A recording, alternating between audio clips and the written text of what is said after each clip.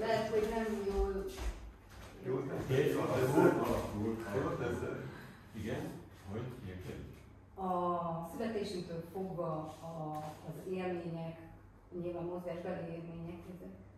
Nem mindenféle élmény. Ha rádölt valaki, az is egy élmény. Az is egy mozgás. Ha télen a csecsemőt kirakják az ablakba, hogy megfázol, az is egy élmény. És akkor ezeket begyűjtöd, és Azok ezt az az életek szeret. keresztül viszed magaddal, és ez kimutatkozik a testtartásodon. Ez Ezt így van, mondom. így.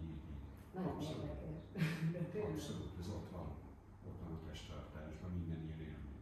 Az, hogy nem figyel a szülő a gyerekre. Az ott van, mert hogy a gyerek az szeretne kapcsolódni a szülőhöz, de hogy nem tud. És akkor akar. És ez az akarat, ez ott van. És hogy ez meg fog jelenni ebben a kötőszületi rendszerben. Ahogy ez természetében is. Hát persze. Tehát, hogy milyen összefüggés van a kettő között. Abszolút.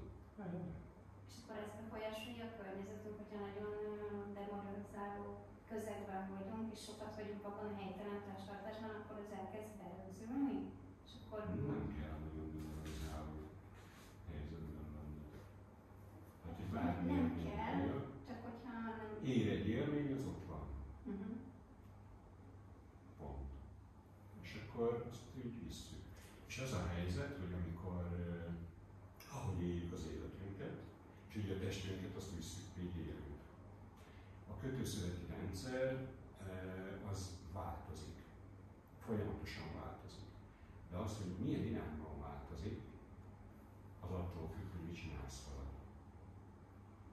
Tehát, hogy simán lehet, van olyan, ugye az emberek milliárdjai élnek úgy, hogy folyamatosan mélyül az a testtartási minta, amiben belemegy. Nagyon kevesen vannak azok, akik ezt felismerik, és elkezdenek például jógát